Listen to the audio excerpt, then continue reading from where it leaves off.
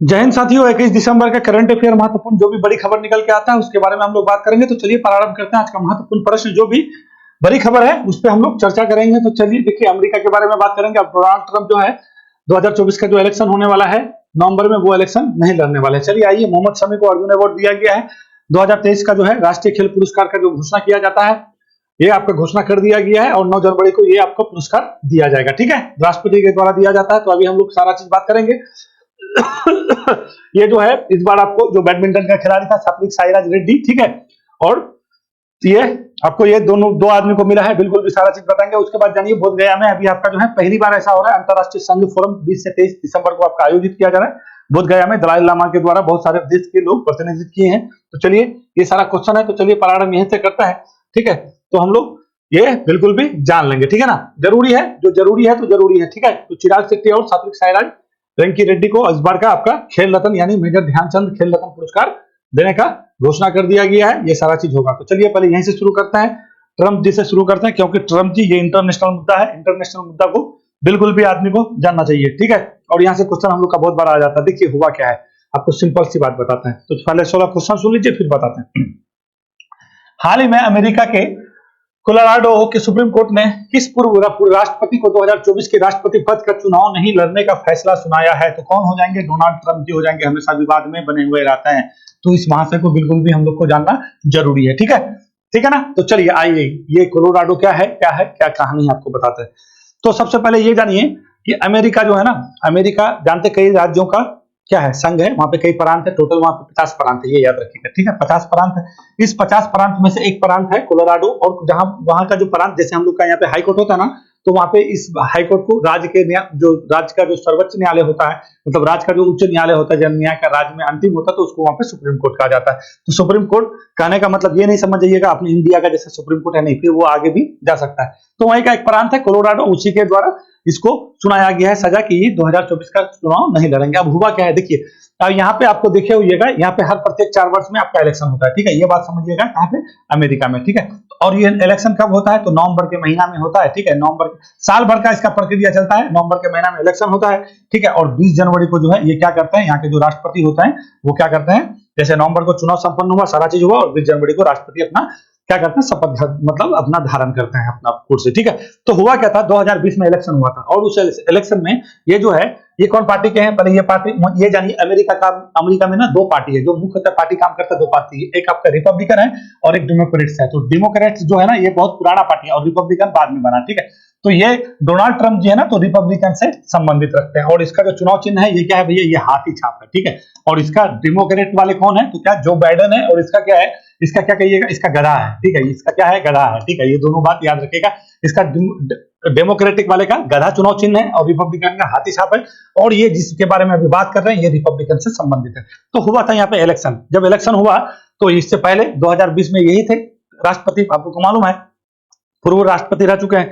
जब इलेक्शन हुआ ना, तो इलेक्शन के समय में क्या हुआ, ये इलेक्शन का जब रिजल्ट हुआ तो ये हार गया। तो इसको ये लगा कि जो इलेक्शन हुआ है, इलेक्शन में जो भी सारा चीज रिपब्लिकन पार्टी हारने का कारण है, डेमोक्रेटिक पार्टी कुछ ना कुछ चुनाव में क्या किया है, कुछ गड़बड़ी किया है। ठीक है, ये बात समझ लीजिए। ठीक है, कुछ गड़बड़ी किया, और ये बोला कि हम व्हाइट हाउस खाली नहीं करेंगे। ठीक है, और वहां पे जो उसका संसद, अमेरिका के जहां पे संसद है, ठीक है, वहां पे जो सारे लोग बैठते हैं उसको कैपिटल हिल कहते हैं, याद रखिएगा। ठीक है, कैपिटल हिल। तो ये बोला कि हम व्हाइट हाउस खाली नहीं करेंगे। बहुत सारे देश में जो है बहुत सारे लोग प्रतिक्रिया भी दिए कि कैसा आदमी है, जब चुनाव धांधली को पूरा गड़बड़ बता रहा है। ठीक है, इसको लग रहा था कि हम जीत रहे हैं, डेमोक्रेटिक वाले मेरे से कुछ क्या किया है, कुछ गड़बड़ किया है, यहाँ पे जो भी जनता है जनता के साथ धोखा हुआ है। तो इसी को लेकर के आपको पता होगा, ये आपका 6 जनवरी का कहानी है। 6 जनवरी 2020 में जो है ना, सॉरी 2021 में जो है आपका यहाँ पे जो अभी आपको बोले हैं कि जो वहां पे संसद बैठते हैं, जो नहीं बोले कि जहां पे संसद बैठते हैं वहां पे सारे लोग के द्वारा बहुत ज्यादा क्या हो गया, मतलब प्रदर्शन करने लगा। देखिए ये दिखाते हैं आपको हम। ठीक है, कि यहाँ पे कैपिटल हिल में हुआ क्या था। ठीक है, देखिए बहुत सारे लोग द्वारा जो है ना यहाँ पे प्रदर्शन किया गया। प्रदर्शन करके क्या हुआ, देखिए अंदर में घुस गया था, बहुत ज्यादा आगजनी भी हुआ, बहुत सारा दस्तावेज भी जला दिया गया था। तो ये लोगों को जो भड़काने का काम है ना, ये काम किसके द्वारा करवाया गया? जो राष्ट्रपति उम्मीदवार है वही होगा। तो राष्ट्रपति उम्मीदवार था कौन? ट्रंप जी थे। ठीक है, तो जो केस इस पे चला है, इस पे ये केस चला है कि आप एक राष्ट्रपति होते, देश का एक राष्ट्रपति है, सर्वोच्च पद पे धारण किए हुए हैं और आपके द्वारा देश की शांति को भंग करने का प्रयास किया गया। आप इस तरह से उपद्रव को बढ़ावा, भीड़ को बढ़ावा नहीं दे सकते हैं। आप ऐसे करवाए, अपने हित के लिए करवाए, ठीक है। तो ये आपका जो है अमेरिका के संविधान में एक आपका संशोधन हुआ था 14, ठीक है, 14वां संशोधन में उसका जो है आपको ये आपका सेक्शन 3 आता है, उसी में कहा गया है कि अगर ऐसा कर्तव्य करता है, ठीक है, ऐसे जो है विद्रोह को बढ़ाने का काम करवाता है, तो ऐसा कोई व्यक्ति अमेरिका का कोई भी पद धारण करने के लिए योग्य नहीं है। ये बात किसने कहा है? तो यही है आपका कोलोराडो का जो है आपका सुप्रीम कोर्ट के द्वारा ये आपको फैसला सुनाया गया है। मेरे हिसाब से सारा चीज आपका क्लियर हो गया होगा, ठीक है। तो इसी को लेकर के कि आप अपना पद को देखते हुए अपने गद्दी को बचाने के लिए, ये तो फाइनली व्हाइट हाउस से भी नहीं निकल रहा था, फिर अपने से किसी तरह से निकला है कि नहीं हम अब जा रहे हैं। तो यही बोला कि पूरा जो भी चुनाव हुआ, चुनाव संपन्न हुआ, सब अवैध तरीके से हुआ है, हमको जानबूझ के हराया गया है, ठीक है। यही सारा ये लोग का, और अपना जो भी इससे समर्थित लोग थे सबके द्वारा कैपिटल हिल्स में बहुत बड़ा आपको क्या बहुत बड़ा वहां पे जो है उपद्रव करवाया गया, ठीक है, अंदर में घुस गया था। पहली बार अमेरिका में ऐसा हुआ था। तो ये जो है कोलोराडो का जो सुप्रीम कोर्ट है उसने माना कि अगर ऐसा कोई भी व्यक्ति करता है, ठीक है, इसी के तहत इसको दोषी करार दिया गया है। और ये कब कौन सा है तो क्या कहिएगा, वहां का 14वें संविधान संशोधन, इसका कभी प्रयोग नहीं हुआ था आज तक के इतिहास में, ये याद रखिएगा। आज तक के इतिहास में पहली बार अमेरिका में ऐसा हुआ कि कोई पूर्व राष्ट्रपति को इस संशोधन का प्रयोग करके जो है चुनाव लड़ने के लिए मना किया गया है। तो इसके पास अभी विकल्प है, ये अमेरिका का जो सर्वोच्च न्यायालय है, जैसे हम लोग का सुप्रीम कोर्ट कैसे है, तो वहां पे अभी जा सकता है। इसको समय भी दिया है 4 जनवरी तक, नहीं अभी आपके पास समय है, अभी अपना वकील करेंगे और अपना उधर जाएंगे, जो भी चीज है तो ये सारा चीज करेंगे, ठीक है। तो थोड़ा सा चलिए अमेरिका को हम लोग देख लेते हैं। पूरा विवाद मेरे हिसाब से समझ गए होइएगा।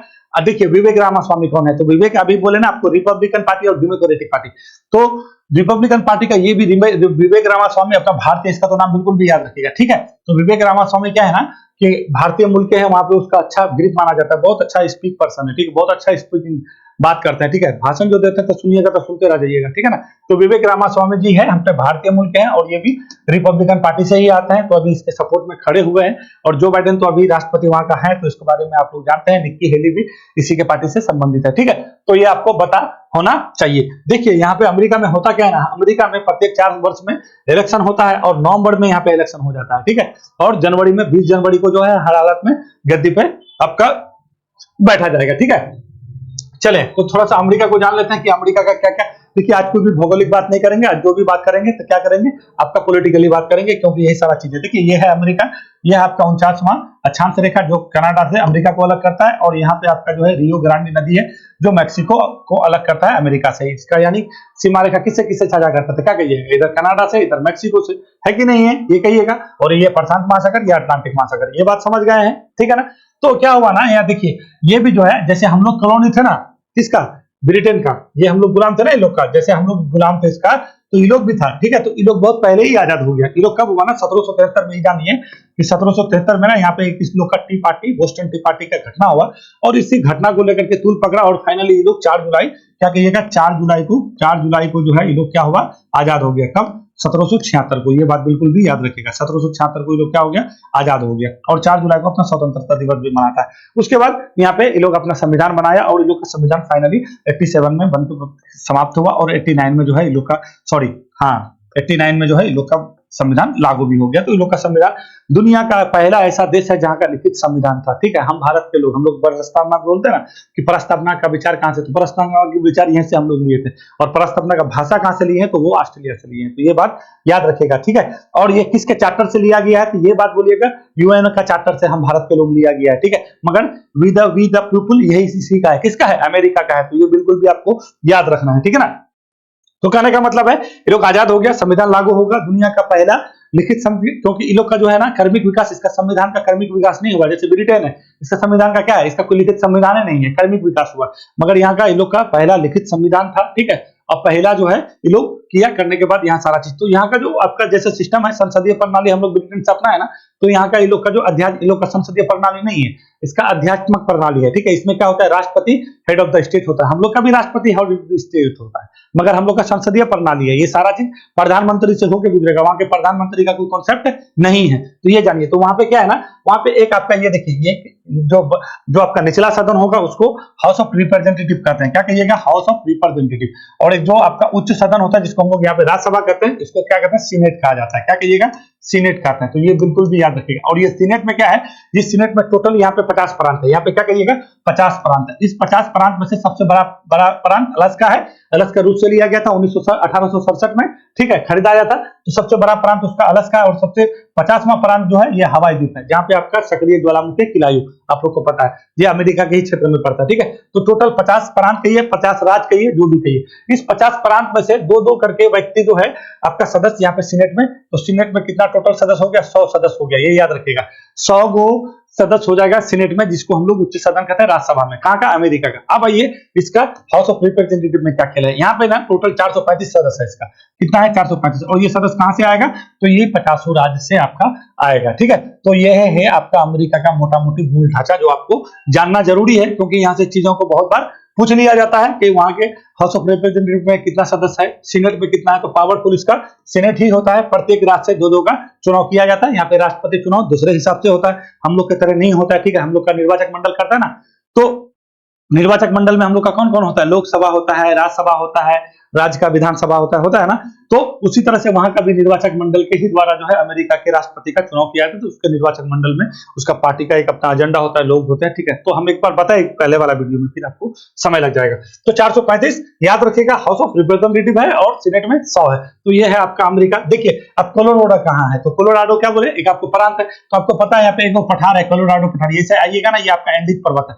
देखिए यहाँ का दो चीज तो बिल्कुल भी आपको पता होना चाहिए, यहाँ पे एंडीज पर्वत और ये आपका एपलेशियन पर्वत, दो पर्वत है, ठीक है। और बीच में ये सारा चीज कई प्रांतों में बटा हुआ है। तो यहीं पे आपका जो है आपका कोलोराडो का पठार है, यहाँ से आपका कोलोराडो नदी भी निकलता है, और इसी पे आपका जो है हुबर डैम बना हुआ है। हुबर डैम आपको पता होगा। हुबर, अगर आपको पूछेगा कि हुबर डैम किस पर नदी पे है, क्या कहिएगा, कोलोराडो नदी पे। कोलोराडो क्या है, पठार है, और उसी पठार के नाम पे जो है आपका वहां पे कोलोराडो प्रांत है। तो यहाँ पे बिल्कुल हुबर डैम को तो बहुत बार पूछा जाता है, क्योंकि यहाँ पे गुरुत्वाकर्षण से कोई भी चीज फेंकेगा ना तो अपने तरफ नहीं खींचेगा, वो दूर फेंक देता है, ठीक है। तो हुबर बांध का बहुत विशेषता है, याद रखिएगा, कोलोराडो नदी, कोलोराडो पठार, अमेरिका। तो अमेरिका का अभी फाइनली राष्ट्रपति कौन है, बाइडेन जी है। और इसका क्या होने वाला है भैया, चुनाव होने वाला है 2024। देखिए 2024 बहुत घमासान होने वाला है, ठीक है। अपने इंडिया में चुनाव होगा, अमेरिका में चुनाव होगा, आपका बांग्लादेश में चुनाव होने जा रहा है, ठीक है। बहुत जगह चुनाव होने वाला है। अभी आपका पाकिस्तान में भी आपको तो फरवरी में चुनाव होने वाला है, ठीक है।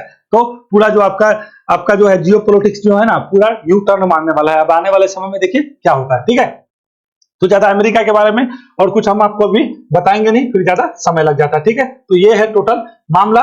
और फाइनली डोनाल्ड ट्रंप के पास अभी विकल्प है। देखिए डोनाल्ड ट्रंप अब कहां जा रहे हैं, नहीं जा रहे हैं, तो ये सारा चीज हम लोग देख लेंगे। चलिए आगे चलें। आगे का क्वेश्चन क्या है, भारत के सर्वोच्च खेल सम्मान मेजर ध्यानचंद खेल रत्न पुरस्कार 2023 किसे प्रदान किया जाएगा।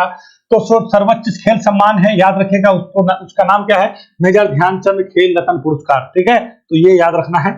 तो ये क्या है, किसको दिया जाएगा, तो चिराग शेट्टी जानते हैं, बैडमिंटन खेलते हैं, और सात्विक साईराज रंकी रेड्डी हैं, ये भी बैडमिंटन खेलते हैं। इन दोनों को संयुक्त रूप से एक बार आपको खेल रत्न पुरस्कार दिया जाएगा। किसको, यानी इसका मतलब ए और बी हो जाएगा। और कब दिया जाता है, 9 जनवरी को दिया जाएगा। किसके द्वारा, अपने राष्ट्रपति के द्वारा 2024 को, ठीक है। तो हम लोग राष्ट्रीय खेल दिवस 29 अगस्त को मनाते हैं, और किसके, मेजर ध्यानचंद के जन्म दिवस पे ही 29 अगस्त को क्या मनाते हैं हम लोग, राष्ट्रीय खेल दिवस मनाते हैं। तो ये भी बिल्कुल भी याद रखिएगा। तो चलिए यहाँ से कुछ संबंधित चीज है बता देते हैं। तो सबसे पहले देखिए खेल से संबंधित कुछ पुरस्कार, राष्ट्रीय खेल पुरस्कार में कई पुरस्कार आता है। तो अभी राष्ट्रीय खेल पुरस्कार कौन सा कहिएगा, 2023 का राष्ट्रीय खेल पुरस्कार इस बार आपको दिया जा रहा है। राष्ट्रीय खेल पुरस्कार याद रखिएगा कितना, 2023 दिया जा रहा है। इसमें कई पुरस्कार है। तो चलिए उन पुरस्कारों का पहले विखंडन कर देते हैं, फिर नामों के बारे में बात करेंगे, ठीक है। तो सबसे सर्वोच्च जो सम्मान है खेल में, जो राष्ट्रीय खेल पुरस्कार दिया जाता है, वो क्या हो गया, मेजर ध्यानचंद खेल रत्न पुरस्कार।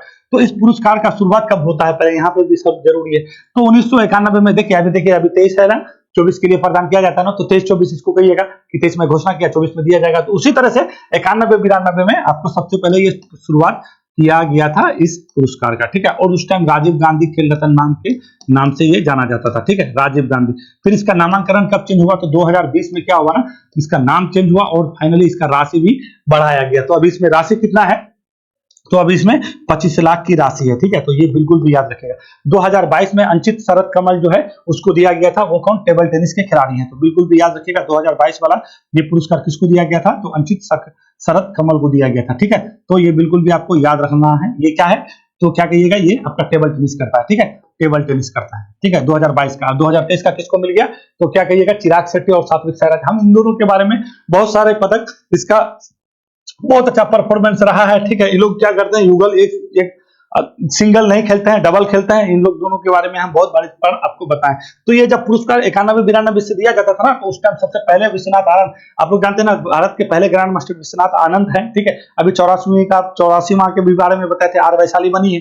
तो विश्वनाथ आनंद को जो है ना, विश्वनाथ आनंद को जो है ये पहला आपको 1991-92 के लिए दिया गया था राजीव गांधी खेल रत्न अवार्ड, बिल्कुल भी ये याद रखिएगा, ठीक है। जो आर वैशाली आपका 84वां जो है ग्रैंड मास्टर बनी है, अभी जानते हैं उसको अर्जुन पुरस्कार इस बार दिया गया है, अभी आप बताते हैं। उसके बाद उसका भी नाम है, मोहम्मद शमी का भी नाम है, सबका नाम है। तो यह बात आप जान जाइए।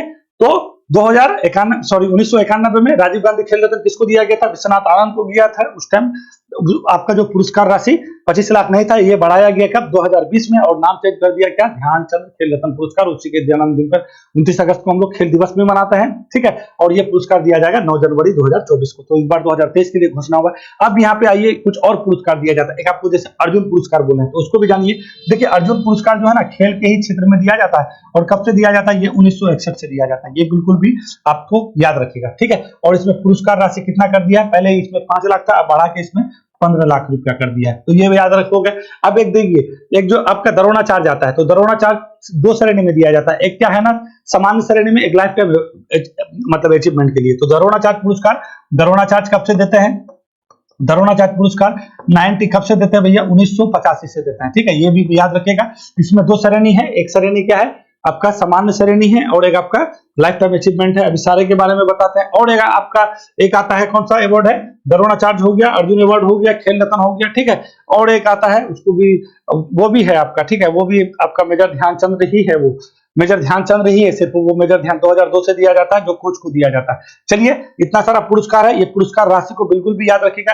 ये लाइफ टाइम अचीवमेंट जो दरोना चार्ज है, इसमें भी 15 लाख ही रुपया दिया जाता है, ठीक है। और सामान्य वर्ग में दिया जाता है वो 10 लाख रुपया। बहुत बार पूछ जाता है इसका राशि कि 2020 में राशि बढ़ाया गया है, और ये खेल मंत्रालय के तहत ये सारा चीज आता है, तो आपके लिए ये महत्वपूर्ण हो जाता है, ठीक है। तो बिल्कुल भी इसको बिल्कुल भी आपको याद रखना है। चले, मेरे हिसाब से चलिए अब यहाँ पे आपको मोहम्मद शमी के बारे में बताते हैं थोड़ा सा। शमी को जो है भारत सरकार का जो है अर्जुन अवार्ड कितना रुपया दिया जाएगा? तो टोटल 26 ऐसे लोग हैं जिसको आपका अर्जुन अवार्ड दिया गया। कितने लोग हैं? 26 लोग को अर्जुन अवार्ड दिया गया है, और 2 व्यक्ति को क्या दे दिया गया? तो खेल रत्न दिया गया। तो थोड़ा सा कुछ नाम है, बहुत आदमी को तो आप लोग जानते होंगे, हम बहुत आदमी स्पोर्ट्स से, क्योंकि हम अच्छा खासा चीजों को बताते रहते हैं। तो मेजर ध्यानचंद खेल रत्न कौन सा हो जाएगा? सात्विक साईराज रंकी रेड्डी और चिराग शेट्टी, ठीक है। ये लोग बैडमिंटन खेलते हैं, युगल खेलते हैं। 2023 का क्या कहिएगा? खेल रत्न अवार्ड कितना लाख रुपया? 25 लाख रुपया 2025 में बढ़ाया गया। अब ये अर्जुन पुरस्कार, अर्जुन पुरस्कार कब से देते हैं? 1961 से देते हैं। कितना लाख की राशि है?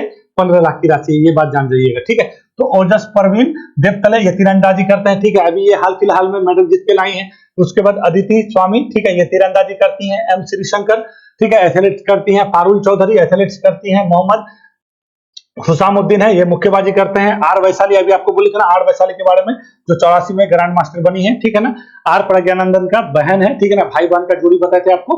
तो आर वैशाली को जो है आपको दे दिया गया है, क्या कहिएगा? शतरंज के लिए।